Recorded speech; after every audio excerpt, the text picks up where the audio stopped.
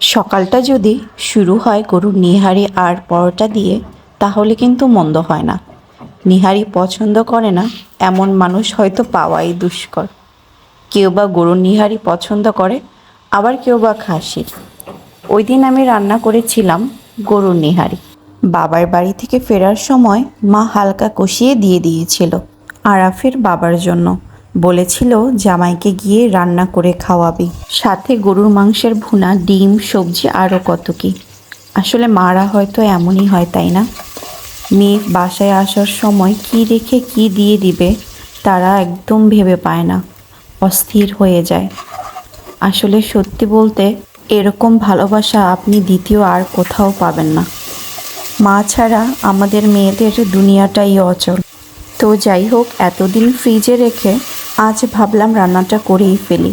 বেশি দিন ফ্রিজে রাখলে এগুলো আবার খেতে তেমন ভালো লাগে না। যেহেতু হালকা মশলায় কষানো ছিল, তাই আমি আবার সব কিছু দিয়ে নতুন করে আবার একটু কষিয়ে নিচ্ছি। মাছ মাংস রান্নায় টাটকা আদা রসুন বাটাটা ব্যবহার করার চেষ্টা করবেন, তাহলে মাছ মাংসের টেস্টটাই অন্যরকম হবে, খুবই মজা হবে খেতে। স্বাদ ঘ্রাণ দুইটাই ভালো আসবে।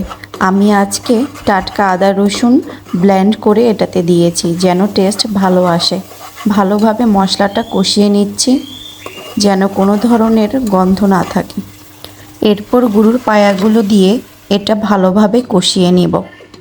গরুর পায়া অবশ্যই মৃদু তাপে রান্না করবেন, খুব বেশি হিট দিয়ে এটা রান্না করতে যাবেন না, তাহলে এগুলো সফট হবে না। হালকা হিটে রান্না করলে এগুলো একদম খুলে খুলে আসবে নরম হয়ে। আমি কিন্তু একদম হালকা তাপে এগুলো রান্না করছি। এখন একটু লবণটা চেক করে নিব। আগে থেকে লবণ দেয়াই ছিল, তাই আমি অল্প করেই দিয়েছিলাম। ভালোভাবে কষানো হয়ে গেলে পানি দিয়ে দিব। পরিমাণ মতো পানি দিয়ে এটা একদম মৃদু তাপে দিয়ে দিবেন। এটা আস্তে আস্তে হতে থাকবে। একটু সময় নিয়ে এই রান্নাটা করতে হয়। যাদের প্রেশার কুকার আছে তারা প্রেশার কুকারে দিয়ে দিবেন। আমার যেহেতু প্রেশার কুকার নেই, তো আমি এটাতেই রান্না করছি। এবার দিয়ে দিব 2টা আস্ত কাঁচামরিচ, দিয়ে এটা আবার ভালোভাবে ঢেকে দিব। এখন আমি যা করব, এটা করার পর নিহারির স্বাদ হয়ে যাবে দ্বিগুণ।